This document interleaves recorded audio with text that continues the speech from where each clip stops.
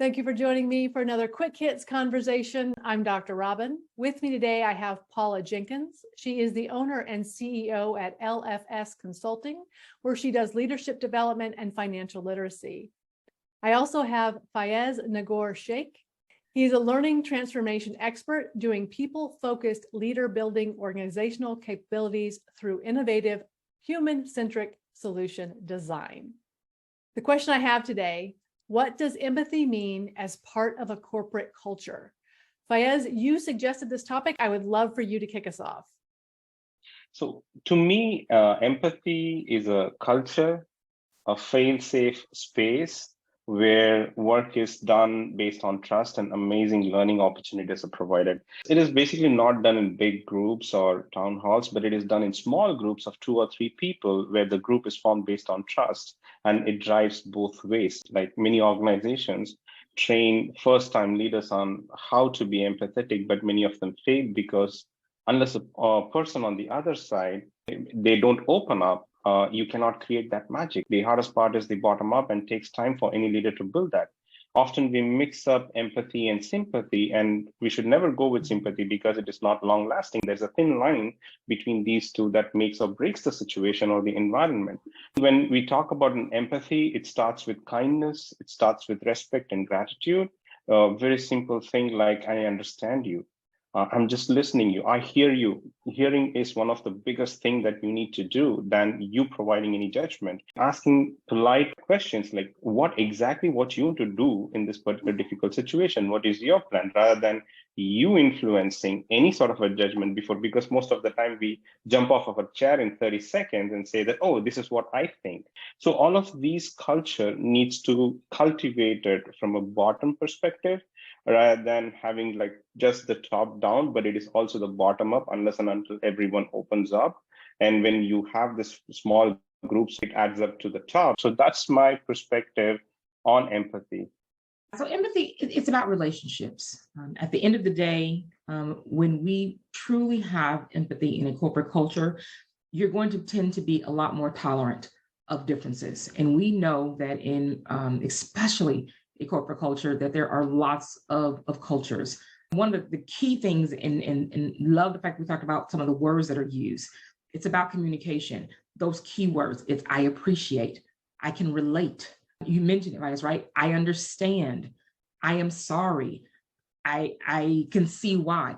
There's so many different ways that we can show empathy in a very simple way. And when you have that as part of your culture, it absolutely tends, and I'm going to use the word, tends to lend to better connecting with your employees, better support. A lot of times what happens is your team will have better results because they recognize the leader is actually empathetic and cares about them. So we talk about as a culture, that's something that is ubiquitous throughout the organization. How do you build that? Because I know, having been an empathetic person in a toxic culture, that was really a dangerous place for me. So how do you build an empathetic culture as a leader? What does that look like? Well, I would just say, I think the key starts at the top. Part of this, again, is when the leader is the person who is using the language that we just kind of talked about. It starts there. That communication piece is just so critical, how we talk to people. And when I talk about communication, I'm also talking about our body language. It's how we receive information. It's how we support people. It's the words we use. It's how we look at people. It's how we are engaging with people. So you have to start with the top.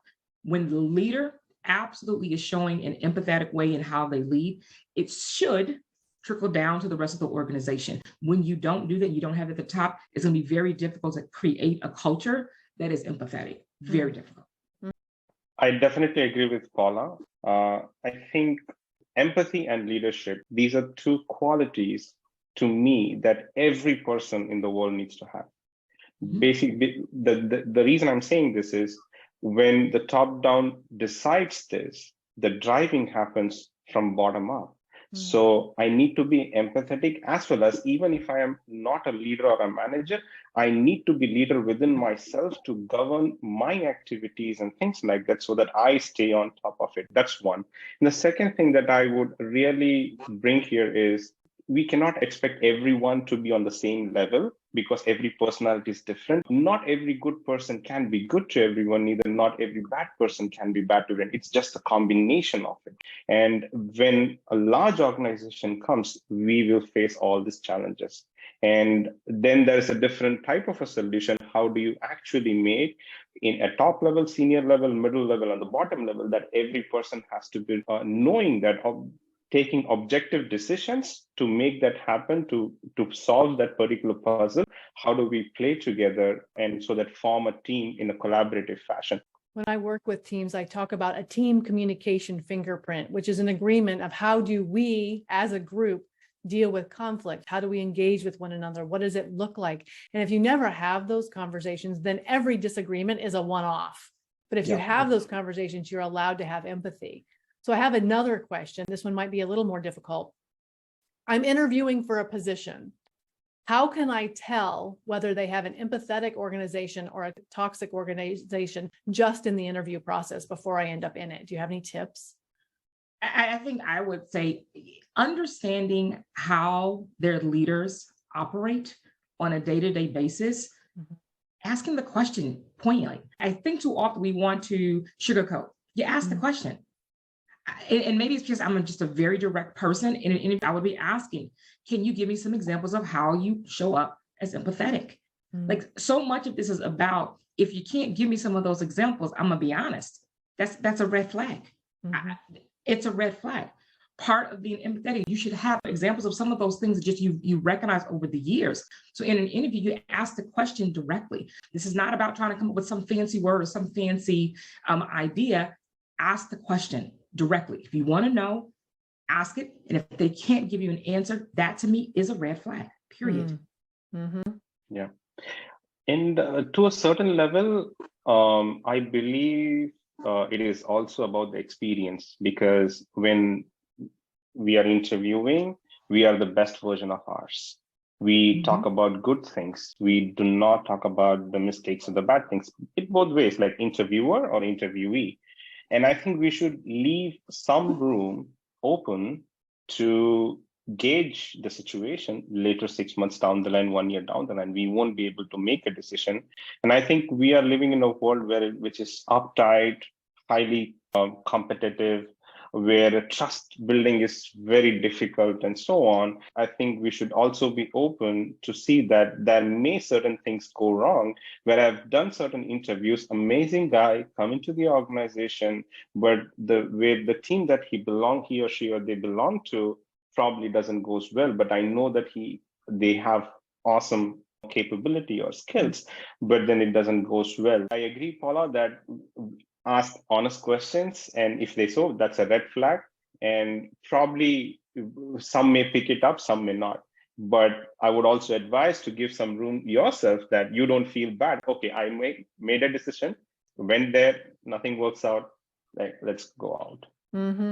A question I love to ask in interviews is to ask the actual interviewer, tell me about your experience working here. What have you enjoyed? That's right. What hasn't gone so well? That's right. And the thing is, you have to listen closely, because sometimes you'll get a whole bunch of corporate speak back at you. And for me, that's a red flag. If I ask you what's your experience and I get corporate speak back, that tells me it's not safe for me to have an opinion and to share my experience. I have to, toe the company line. So that's something to consider. And I'll take a step further. Here's the thing. It's one of the things that I've said for a long time. Everybody has a story. Everybody. I don't owe you my story. And so we have to be careful with empathy, as well as recognizing some stories just won't be told until you get to know me. But it is, again, asking the question and then kind of thinking through what is being said, but just recognizing that, again, everybody has a story. Everybody does. Sometimes we share them, sometimes we don't. And it doesn't necessarily mean that we don't have empathy. It just means we haven't built a relationship yet.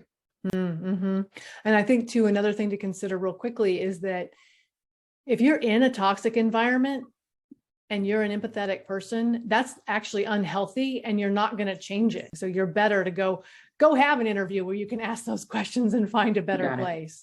So that is our 10 minutes. Thank you so much for having this conversation with me. I think that it's super important to think about empathy in a corporate culture, and I don't think it gets enough airtime. I look forward to speaking to each of you again very soon.